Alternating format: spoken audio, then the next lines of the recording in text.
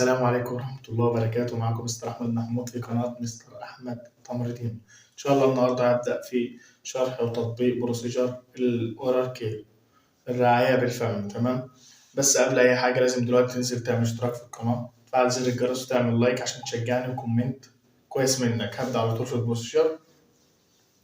طبعا احنا قبل أي بروسيجر أنا مش كاتب خطوات التشيك ليست، طبعا احنا داخلين على الفاينل وكده. أول حاجة طبعا بتعمل هاند واشنج، تعمل وير للجلافز. فانا لبست الجلافز على طول قبل ما ادخل الفيديو عشان ما ناخدش وقت. تمام، عملنا هاند واشنج ووير للجلافز، بدأت تلبس الجلافز بتاعك وبدأت تعمل بريبير للإكويبمنت. الإكويبمنت ايه بقى اللي هنحتاجها في أورال كير؟ هنحتاج برش، فرشة، تمام، وهنحتاج معجون، وهنحتاج اللي هو وانج بلين أو الحاجة ديت اللي ملفوف عليها شاش، تمام، وهنحتاج تاول، وهنحتاج كوب، وهنحتاج كدني بيزك، والدومي اللي هنشرح عليها. تمام، طبعا انا معيش دومي زي اللي بتبقى في الكليه، فهبدا اشرح من هنا وانت تتخيلها معايا، بس ان شاء الله هتبقى فاهم كل حاجه. تمام، قلنا اول حاجه هنبدا نعمل هاند واشنج ووير للجلافز ونعمل بريبير الاكويبمنت، وعرفنا هنحتاج ايه في الاكويبمنت اللي معانا. تبدا تعمل اكسبلين بروسيجر، تمام، وتبدا برضو تعمل كيب برايفز في برفانه او اي حاجه لازم تشده. تمام، والورك كير ديت يعني اكترها بتتعمل في العنايه.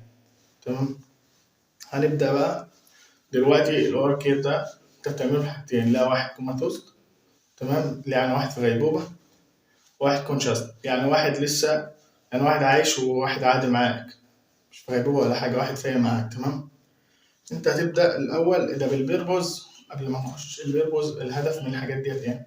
أنت بتعمل أسسمنت للبيشنت ماوس. تمام، شوف مثلا لو في عنده تسوس في السنان، عنده براوية في لسانه والحاجات ديت، وبرضه بتبقى تعمل كلين للماوس وكلين للتيث، الأسنان بتاعته. تمام، أنت طبعا دوت مثلا وهيكون كوماتوز، يعني واحد معاك مش فايق. تمام، هو طبعا نايم على السرير. تبدأ قبل أي حاجة ترفع السرير، يعني مثلا تخلي ده السرير، تبدأ ترفعه. تمام، بيبقى في يد كده ترفعه، وترفع الجانبين بتوع الهوب هنا. تمام، في جانب هنا وجانب هنا عشان تحمي البيشنت ما يقعش منك كده أو كده.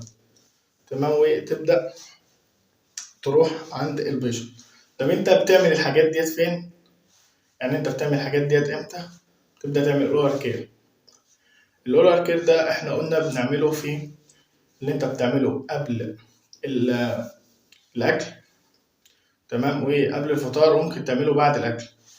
تمام، في الحالات ديت ده بنعمله لمين؟ لو واحد مثلا، ربنا يحفظنا ويحفظكم، واحد بياخد كيماوي، او واحد على اكسجين سيرم، واحد معلق اكسجين، او واحد معلق تيوب ما بياخدش اصلا اكل من بقه، فبتبدأ تعمل له الاورال كير ده. تمام، احنا قلنا دلوقتي هنبدأ نروح عند المريض، ورحنا عند المريض خلاص. تمام، قلنا نبدأ نرفع الجانبين بتوع السرير، وتبدأ تعدل المريض. طبعا ده مريض احنا قلنا ايه؟ كوماتوز، ده يعني غيبوبة. تبدأ انت ده كده أكتر الغيبوبة من الوقت بقه بتلاقيه بيفتح لوحده. تمام، أو لو اتكيت عليه منها هيقوم فاتح لوحده. فأنت تبدأ ترفعه كده وتسنده، تبدأ تخليه كده، وتميل رقبته كده، وتجيب التاول، تمام، وتلفها حوالين النك بتاعته والشيست اللي هي كده علشان ما تغرقوش ميه. طبعا احنا قلنا بقه بيبقى فاتح. فانت اول حاجه هتبدا وتجيب الكدني بيس ديت تحت النك او تحت دقنه هنا كده تحطها. تمام، تخيل دي دومه معايا، فانت تبدا تحطها تحت دقنه كده. تبدا تجيب ميه وتمضمض له بقه الاول، تمضمض له بقه وتنزلها كده، هتعمل رقبته كده وتنزل في الكدني بيس. تمام، وتبدا تجيب الفرشه بتاعتك او البرش بتاعتك، وتحطها الاول تبلها ميه، تبدأ تحط عليها المعجون بتاعك، وتبدأ تيجي عند بقه، تفتح بقه الماوس بتاعه، وتبدأ تيجي عند الكيس بتاعته، تيجي من اللي فوق، تبدأ باللي فوق الأول. ازاي؟ من عند اللثة وانت نازل كده. انت فاهمني؟ يعني انت كده عند اللثة وانت نازل، تجيب من الجانب البعيد للجانب القريب عليك.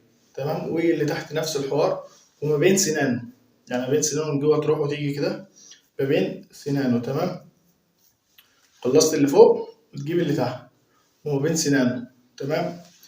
وتيجي بيه بتاع اللي عليها شاش ديت، تبدأ برضو تغسل له اللي هو سنانه، لسانه من جوه، تبدأ تمشي عليه كده، تنضف له سنانه، تمام.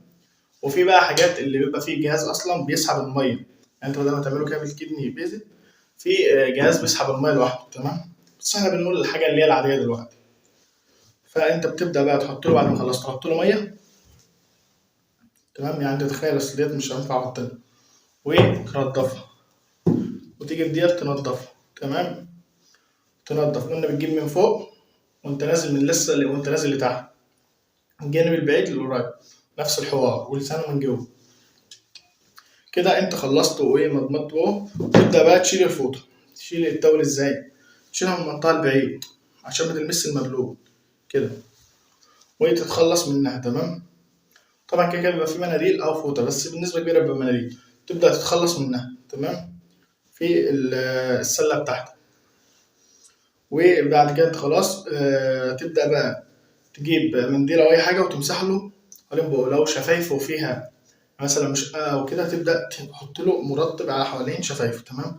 وبعد كده تبدا ترجع البيشنت للحاله اللي كان فيها الاول، ترجعه على المكان اللي كان فيه الاول، وتنزل جانبين السرير، تحط السرير تاني عادي في الحاله اللي كان فيها، وتبدا تعمل ديسكارد من الحاجات اللي كانت معاك، الاكويبمنت اللي كانت معاك تعمل لها ديسكارد،